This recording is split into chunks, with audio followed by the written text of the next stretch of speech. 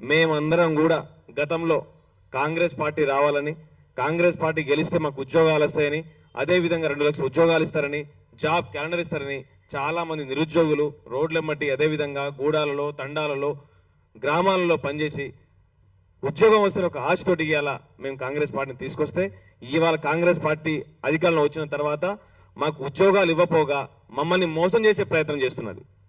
ఇవాళ మేమేం కొత్తగా అడగట్లేము, మీరు చెప్పిన హామీలనే అడుగుతాం. రేవంత్ రెడ్డి గారు, మీరు స్పష్టంగా అర్థం చేసుకోవాల్సిన విషయం ఏంటంటే, మీరు ఎందుకు మాతో మాట్లాడడం లేదు, ఎందుకు చర్చలకు పిలవడం లేదు, మీరు ఎంతసేపు మండు వైఖరికి ఎందుకు పోవాల్సిన పరిస్థితి ఏర్పడుతుంది? మేమన్నా దేశద్రోహులమా, మావోయిస్టులమా, నక్సలైట్లమా? మీరు నిరుద్యోగులమే కదా, మేము మిమ్మల్ని గెలిపించిన నిరుద్యోగులమే. మీరే అన్నారు కదా కాంగ్రెస్ పార్టీ అధికారంలో రాగానే మేము వచ్చింది నిరుద్యోగులం అని చెప్పేసి. కనీసం మాతో ఒక చర్చలు కూడా మీరు పిలవడం లేదు.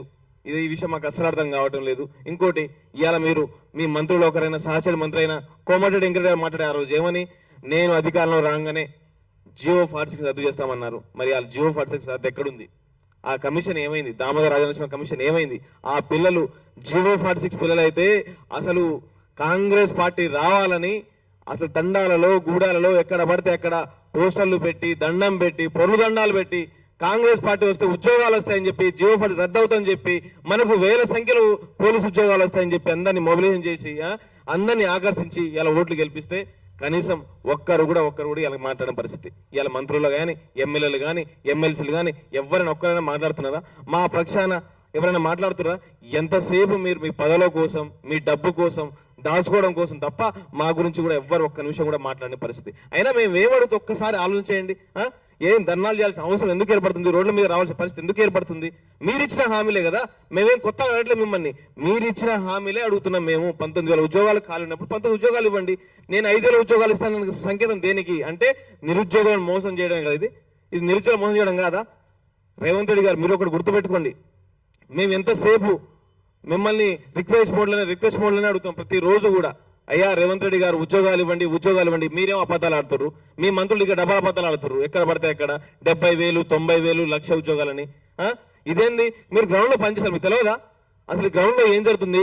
ఇంటెలిజెన్స్ మీకు అసలు సరిగా అందిస్తే మీకు అర్థం కావట్లేదా? ఇలా చాలా మంది నిరుద్యోగులు, దాదాపు 18 మంది నిరుద్యోగులు చనిపోయారు. వాళ్ళ గురించి బాధలేదు మీకు?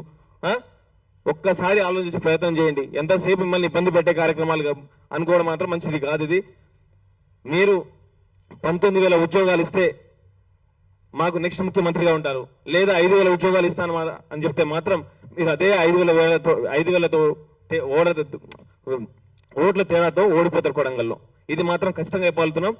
ఒకవేళ 19,000 ఇచ్చి మాకేమన్నా హామీ ఇస్తే మాత్రం మీరు గెలుస్తారు. ఒకవేళ కనుక మీరు కనుక 5,000 ఇస్తామని చెప్తే మాత్రం అదే 5,000 ఓట్ల తేడాతో కొడంగల్లో మీరు ఓడిపోవడం ఖాయం అని చెప్తున్నాం. ఎందుకంటే మేమందరం కూడా ఈ రాష్ట్ర ప్రభుత్వాలనే మార్చినాం, గత బీఆర్ఎస్ ప్రభుత్వాన్ని మార్చినాం. మిమ్మల్ని మార్చిన పెద్ద లెక్క కూడా కాదు, పెద్ద సమస్య కూడా కాదు. మేమందరం కూడా నిరుద్యోగులు అందరం కూడా కొడంగల్లో ఒక్కసారి పడ్డామా నీ పని అయిపోయినట్టే, ఇంకేం లేదు.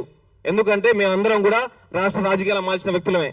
మీ ఎమ్మెల్యేల మంత్రుల మార్చగల సత్తా మాకుంది, మా ధైర్యం ఉంది, దమ్ముంది. మీరు అనవసరంగా మాతోటి ఇలా ఇబ్బంది పడే కార్యక్రమాలు చేస్తున్నారు. ఎక్కడ చూసినా కూడా మరి ఒక్కసారి 1 గంట పర్మిషన్ ఇవ్వరాదు, మీతో మాట్లాడాల్సిన పని ఏర్పడుతుంది. మరి ఎందుకు ఇవ్వట్లేదు అపాయింట్మెంట్? ఎందుకు ఇవ్వట్లేదు? ఇలా మీ మంత్రులు కానీ ఎమ్మెల్యే మాట్లాడుతున్నారు మా గురించి. ఎంతసేపు నిన్న PCC గారు కలిసే ప్రయత్నం చేస్తే అక్కడ దాడి చేయడం, నిరుద్యోగులను కొట్టే ప్రయత్నం, నిరుద్యోగులను గెంటేసే ప్రయత్నం. ఇదేనా ప్రజాప్రభుత్వం? గాంధీ భవన్ రండి, గాంధీ భవన్ రమ్మంటారు, గాంధీ భవన్ కోసం కొట్టే ప్రయత్నాలు చేస్తారు, నిరుద్యోగుల మీద దాడి చేస్తారు, అసలు నిరుద్యోగులే కాదంటారు. మరి మిమ్మల్ని ఓటు గెలిపించి బస్ యాత్రలు చేపించేటప్పుడు నిరుద్యోగులు గుర్తు రాలేదా? అప్పుడు నిరుద్యోగులు కాదని చెప్పలేదు. అంటే మీకు అవకాశం వస్తే ఒక లెక్క, అవకాశం రాకపోతే ఒక లెక్కనా? మేమైతే బరాబర్ చెప్తున్నాం, ఇది మా కడుపు కోత. మీరు గనక 5,000తో మొండిపోతే రేవంత్ రెడ్డి వర్సెస్ నిరుద్యోగులు అయిపోతుంది. మిమ్మల్ని ఓడిపోయిన పెద్ద లెక్క కూడా కాదు, సమస్య కూడా కాదు. అసలు మిమ్మల్ని గోడంగల్ నుంచి ఎలగొట్టడం ఒక్కసారి ఆలోచన చేయండి. పాపం ఈ పిల్లలు ఏమడుతున్నారు, ఎందుకు అడుగుతారు? ఒక ఇంట్లో ఒక ఎమ్మెల్యే పంపించండి, తెలిసిన వారికి ఒక మంత్రిని పంపించండి, మాతోటి చర్చలకు వెళ్ళండి, చర్చలతో మాట్లాడండి. కనీసం అవన్నీ చూడకుండా ఎంతసేపు ఏదో మీ ఆస్తులు లాక్కున్నట్టు, ఫ్యూచర్ లాక్కున్నట్టు, మీ అన్నదమ్ముల ఆస్తులు లాక్కున్నట్టు మాట్లాడతారు. దాదాపుగా 18 మంది నిరుద్యోగులు చనిపోయారండి, కానిస్టేబుల్ పిల్లలు చాలా మంది ఉద్యోగాలు రాక. నిన్న కూడా ఒక అబ్బాయి నిజామాబాద్లో చనిపోయాడు, నోటిఫికేషన్ రావట్లేదు, వీళ్ళు 5,000 నోటిఫికేషన్ ఇస్తారని చెప్పి చనిపోయారు. మరి దాని గురించి బాధ్యత ఎవరు? ఆ రోజు ప్రౌఢిగా చనిపోతే రాష్ట్రం మొత్తం అట్లా అల్లా కలవడం చేసింది. మరి ఇలా దాదాపుగా 18 మంది నిరుద్యోగులు చనిపోయారు. కనీసం మాట్లాడుతున్నారు మీ అంటే ఎవరైనా ఎక్కడ పోయిండు? ఎమ్మెల్యే బల్మూరు వెంకట ఎక్కడ పోయిండు? అదేవిధంగా ఆగూరు మురళీ సార్ పోయిండు, కోనరావు సార్ ఎక్కడ పోయిండు, రియాజ్ ఎక్కడ పోయిండు, శవాల మీద పేరాలు ఆడిపోయి ఇలా ఎందుకు మాట్లాడతలేరు వీళ్ళు? మీరు న్యాయం చేసి తీసుకోండి. ఇంకో ఆయన ఉంటాడు మాకు ఎమ్మెల్సీ, గ్రాడ్యుయేట్ ఎమ్మెల్సీ తీర్మానమలన్న వాళ్ళ సన్నాసి ఇంక ఏడునో చెప్పి ఏడబండో చెప్పు. నువ్వు ఎప్పుడు మాట్లాడతావు మా గురించి? ఎందుకే నువ్వు ఆ పదవి ఉన్నా పోయినా మాకు పెద్ద బాధ అనిపిస్తుంది. ఇప్పుడు అసలు ఆ గ్రాడ్యుయేట్ ఎమ్మెల్సీ ఇప్పుడు ఖాళీగా ఉందనుకుంటాం. ఇప్పుడు ఇప్పటికి కూడా ఒక్కరోజు ప్రెస్ మీట్ పెట్టినా నిరుద్యోగుల గురించి? ఎక్కడైనా మాట్లాడినా మా గురించి? ఏ సందర్భంలో అయినా జియో 20 విషయాన్ని, జియో 46 అయినా ఇలా కానిస్టేబుల్ పిల్లలు ఇబ్బంది పెడుతున్న ఒక్క విషయాన్ని మాట్లాడారు మీరు? ఎందుకన్నా మీకు ఆ పదవి తీసేయరాదే? మనం లేస్తే తెల్లారి పొద్దు నుంచి వేరే వేరే దేశాల గురించి, వేరే రాష్ట్రాల గురించి మాట్లాడతారు మీరు. లైవ్ లో కాల్ తీసుకుంటారు, దాని గురించి దీని గురించి మాట్లాడతారు, కానీ నిరుద్యోగుల గురించి మాత్రం మాట్లాడారు మీరు ఎంతసేపు? ఒక్కసారి ఆలోచన చేయరు అందరి గురించి. మీరు కనుక నెక్స్ట్ ప్రభుత్వం రావాలనుకుంటే మాత్రం 19,000 ఉద్యోగాలు ఇవ్వాల్సిందే. లేకపోతే మాత్రం మీ ప్రభుత్వం లెక్క కౌంటర్ స్టార్ట్ చేసుకోండి. ఇక 5,000 ఉద్యోగాలు ఇచ్చి కౌంటర్ స్టార్ట్ చేసుకోండి. బిడ్డ మిమ్మల్ని ఓడగొట్టడం మా ప్రధాన లక్ష్యంగా పెట్టుకుని ముందుకెళ్తాం. Thank you.